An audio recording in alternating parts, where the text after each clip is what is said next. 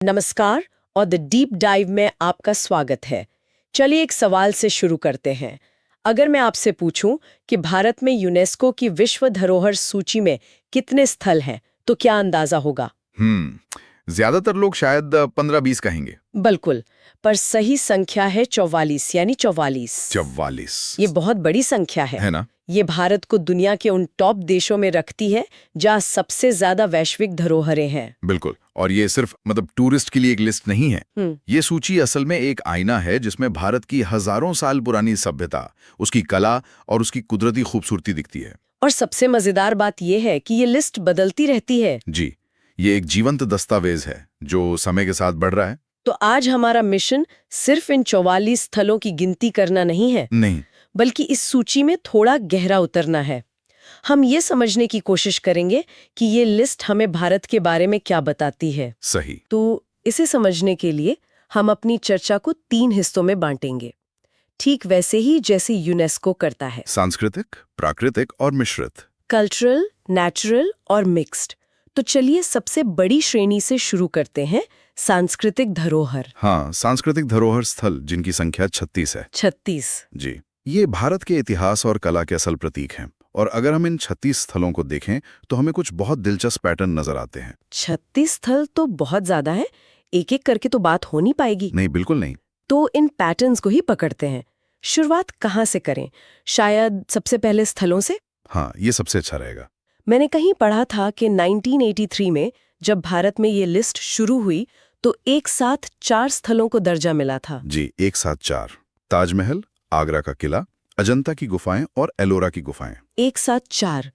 इसकी कोई खास वजह? वजह बहुत साफ है। आप इसे भारत की सांस्कृतिक विरासत के ग्रेटेस्ट हिट्स की तरह देख सकती हैं। अच्छा। ये चारों भारत की पहचान के सबसे चमकदार चेहरे थे। ताजमहल दुनिया के लिए भारत का प्रतीक था, आगरा का किला मुगल शक्ति का केंद्र, और अजंता एलोरा तो कला का बेजोड़ नमूना है ही। बिल्कुल। तो इन्हें सबसे पहले चुनकर भारत ने दुनिया के सामने अपनी सबसे मजबूत सांस्कृतिक दावेदारी पेश की। ये एक तरह का ऐलान था। ये तो बहुत दिलचस्प नजरिया है। मतलब ये सिर्फ एक लिस्ट नहीं, एक स्ट्रैटेजी थी। हाँ, कह सकते हैं। अच्छा, इन शुरुआती सितारों के बाद अगर हम आगे बढ़ें तो मुझे इस सूची में शाही राजवंशों की एक बहुत मजबूत छाप दिखती है। बिल्कुल। ऐसा लगता है जैसे ये भारत के महान साम्राज्यों की कहानी कहती हो। मुगल काल को देखें तो हमारे पास फतेहपुर सीकरी है, दिल्ली में हुमायूं का मकबरा और लाल किला परिसर भी है। जी, और दिलचस्प बात यह है कि ये सूची हमें भारत में सत्ता के बदलते केंद्रों की कहानी भी सुनाती है। वो कैसे? देखिए, हम दिल्ली और आगरा में मुगलों की शक्ति देखते हैं। हाँ। लेकिन फिर जैसे ही हम दक्षिण की ओर जाते हैं तो कर्नाटक में हम्पी के स्मारक हमें विजयनगर साम्राज्य की भव्यता की याद दिलाते हैं। और पश्चिम में राजस्थान के किले। हाँ, राजस्थान के पहाड़ी किले हमें राजपूत राजाओं की याद दिलाते हैं जो उस दौर में मुगलों को चुनौती दे रहे थे। तो ये सिर्फ इमारतों की लिस्ट नहीं है। नहीं, ये भारत के राजनीतिक इतिहास का एक नक्शा है। आपने राजस्थान के किलों का जिक्र किया। मैंने सुना है कि ये किले सिर्फ महल नहीं थे, ये पूरे के पूरे शहर हुआ करते थे। बिल्कुल सही। आप चित्तौड़गढ़ का ही उदाहरण ले लीजिए। वो सिर्फ एक किला नहीं बल्कि एक पूरा पहाड़ी शहर है। मतलब उसके अंदर ही सब कुछ। हाँ, महल, मंदिर, बाजार, जलाशय, सब कुछ। ये उनकी शान ही नहीं बल्कि उनकी सामरिक सूझबूझ का भी प्रतीक था। कमाल है। और इसी तरह तमिलनाडु में महान चोल मंदिर। वो भी सिर्फ पूजा स्थल नहीं थे, वो चोल वंश की शक्ति, उनकी कला और उनकी भक्ति के बहुत बड़े प्रतीक थे। तो ये सूची हमें सत्ता और शक्ति की कहानी बताती है, लेकिन इसके साथ साथ आस्था के केंद्र भी इसमें बहुत हैं। हाँ, और ये भारत की धार्मिक विविधता को बहुत खूबसूरती से दर्शाता है। जैसे एक तरफ बौद्ध धर्म के लिए मध्य प्रदेश में सांची के स्तूप हैं, तो दूसरी तरफ बिहार का महाबोधि मंदिर परिसर जहां बुद्ध को ज्ञान प्राप्त हुआ था। और नालंदा भी तो है। जी, नालंदा महाविहार के अवशेष अभी याद दिलाते हैं कि ये स्थल सिर्फ पूजा के नहीं बल्कि ज्ञान और शिक्षा के भी कितने बड़े केंद्र थे। और हिंदू धर्म की बात करें तो हिंदू धर्म की विरासत तो बहुत विशाल है। ओडिशा का कोणार्क सूर्य मंदिर है जो अपने आप में वास्तुकला का एक अजूबा है। खजुराहो के मंदिर भी हैं। हाँ, खजुराहो है, तमिलनाडु में महाबलीपुरम है और हाल ही में तेलंगाना का रामप्पा मंदिर भी इस सूची में जुड़ा है। और ये सिर्फ हिंदू बौद्ध धर्म तक ही नहीं है, है ना? बिल्कुल नहीं। गोवा के चर्च और कॉन्वेंट भी इस सूची में हैं, जो भारत में ईसाई धर्म के इतिहास को दर्शाते हैं। ये सब मिलकर दिखाते हैं कि भारत की जमीन पर सदियों से कितनी अलग अलग आस्थाएं साथ साथ पनपती रही हैं। मैं तो हमेशा सोचती थी कि विश्व धरोहर का मतलब सिर्फ पुरानी, हजारों साल पुरानी इमारतें होती हैं। ज्यादातर लोग यही सोचते हैं। लेकिन ये जानकर मुझे हैरानी हुई कि अहमदाबाद जैसा पूरा का पूरा जीता जागता शहर इस सूची में है, और जयपुर भी। हाँ, और यही यूनेस्को की सोच में आए एक बहुत बड़े बदलाव को दिखाता है क्या बदलाव? कि अब विरासत का मतलब सिर्फ खंडहर या पुरानी इमारतें नहीं, बल्कि जीवित शहरी विरासत भी है, जहाँ लोग आज भी रहते हैं और उस संस्कृति को जी रहे हैं। बिल्कुल। इसी तरह मुंबई का विक्टोरियन गोथिक और आर्ट डेको समूह। आर्ट डेको, ये 20वीं सदी के शुरुआत की वो खास डिजाइन शैली है जिसमें सीधी रेखाओं और ज्यामितीय पैटर्न का इस्तेमाल होता था। एकदम सही। तो मुंबई की ये इमारतें या चंडीगढ़ में ली कॉर्बुजिए का कैपिटल कॉम्प्लेक्स, ये आधुनिक वास्तुकला के उदाहरण हैं। लेकिन एक सवाल उठता है, कुछ लोग कह सकते हैं कि चंडीगढ़ या मुंबई की इमारतें तो अभी कल की बातें हैं, क्या उन्हें हजारों साल पुराने मंदिरों के बराबर रखना सही है? ये बहुत अच्छा सवाल है। क्या इससे धरोहर शब्द का मतलब थोड़ा हल्का नहीं हो जाता? देखिए, यूनेस्को आउटस्टैंडिंग यूनिवर्सल वैल्यू को देखता है, मतलब कोई ऐसी चीज जो पूरी मानवता के लिए असाधारण महत्व रखती हो। उम्र से फर्क नहीं पड़ता? नहीं, चंडीगढ़ का कैपिटल कॉम्प्लेक्स भारत के आधुनिकीकरण का प्रतीक है और वास्तुकला के इतिहास में एक मील का पत्थर। अच्छा। इसी तरह मुंबई की आर्ट डेको इमारतें दुनिया में इस शैली के सबसे बड़े संग्रहों में से एक हैं। तो उनका महत्व उनकी उम्र में नहीं, उनके प्रभाव में है। समझ गई। और इसी सोच का एक और उदाहरण है भारतीय पर्वतीय रेलवे, दार्जिलिंग, नीलगिरी, कालका शिमला की ट्रेनें। बिल्कुल, ये तो इंजीनियरिंग के चमत्कार हैं। मैंने कालका शिमला ट्रेन में सफर किया है, वो 100 से ज्यादा सुरंगों से गुजरती है। हाँ, तो वो सफर सिर्फ एक यात्रा नहीं है, वो आपको उस दौर की इंजीनियरिंग और हिम्मत का एहसास कराता है। और ये विस्तार हमें सबसे नए जुड़े स्थलों में भी दिखता है। चलिए इस सूची को एकदम ताजा करते हैं। 2023 में क्या जुड़ा? 2023 में पश्चिम बंगाल का शांति निकेतन और कर्नाटक के होयसल मंदिर समूह इसमें जुड़े। और 2024-25 के लिए भी कुछ नाम तय हो गए हैं। हाँ, और वो तो और भी अनोखे हैं। 2024 में असम की मोयदाम्स को जगह मिली है। मोयदाम्स, ये क्या होता है? ये अहोम राजवंश की टीले जैसी कब्रें हैं, एक दफन प्रणाली। एक दफन प्रणाली। और 2025 के लिए? 2025 के लिए महाराष्ट्र और तमिलनाडु के मराठा सैन्य परिदृश्य को शामिल किया गया है। तो अब ये सिर्फ एक अकेली इमारत के बारे में नहीं है। नहीं, अब बात पूरे के पूरे लैंडस्केप यानी एक भूदृश्य और उससे जुड़ी संस्कृति को मान्यता देने की हो रही है। धरोहर की परिभाषा का विस्तार हो रहा है। ये सभी स्थल इंसान की कारीगरी और इतिहास की निशानियां हैं। लेकिन भारत की कहानी सिर्फ इंसानों ने नहीं लिखी है, यहाँ की प्रकृति का भी एक बहुत बड़ा किरदार है। बिल्कुल। तो यूनेस्को इस पहलू को कैसे मान्यता देता है? बहुत खूबसूरती से।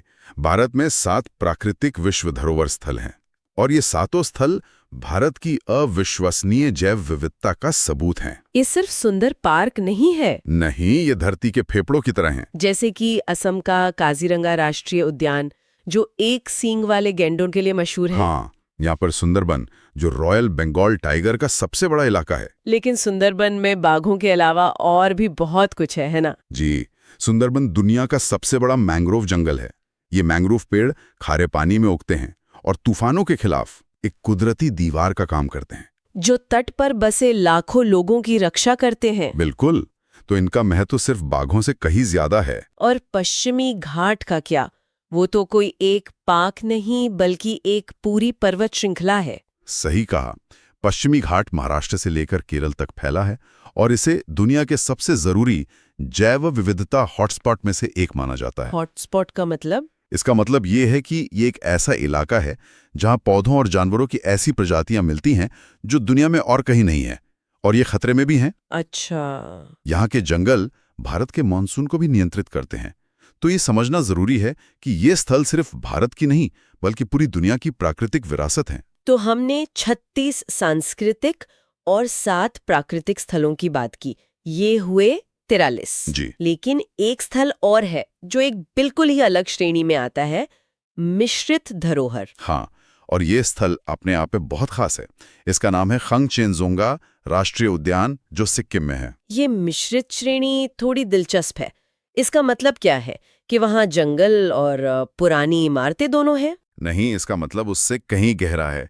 इसे मिश्रित इसलिए कहा जाता है क्योंकि ये प्राकृतिक और सांस्कृतिक दोनों मानदंडों को असाधारण रूप से पूरा करता है। अच्छा, दोनों को? एक तरफ तो ये दुनिया की तीसरी सबसे ऊंची चोटी कंचनजंगा और उसके आसपास के अद्भुत ग्लेशियर्स, झीलें और जंगल हैं। ये तो हो गया प्राकृतिक पहलू। हाँ, और इसका सांस्कृतिक पहलू वहाँ के स्थानीय समुदायों, विशेष रूप से लेप्चा समुदाय की मान्यताओं से जुड़ा है। वो कैसे? वे इन पहाड़ों, गुफाओं और झीलों को पवित्र मानते हैं।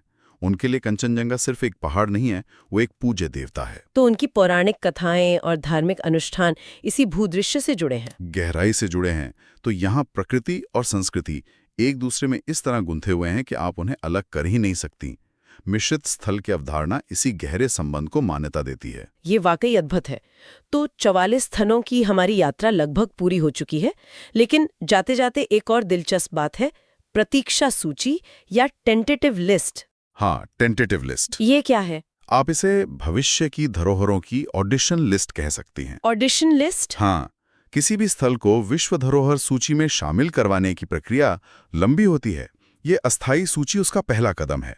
ये उन स्थलों की लिस्ट है जिन्हें कोई देश भविष्य में नामांकन के लिए सोच रहा है। और भारत की इस लिस्ट में कितने स्थल हैं? अभी भारत की अस्थायी सूची में लगभग 69 स्थल हैं। 69? जी, इसमें वाराणसी के घाट, ओरछा के मंदिर और सतपुड़ा टाइगर रिजर्व जैसे कई प्रसिद्ध नाम शामिल हैं। तो ये सूची भारत के भविष्य की संभावनाओं को दर्शाती है। बिल्कुल, कि आने वाले सालों में हम किन और खजानों को वैश्विक मंच पर प्रस्तुत करने की योजना बना रहे हैं। तो चलिए आज की इस चर्चा को समेटते हैं।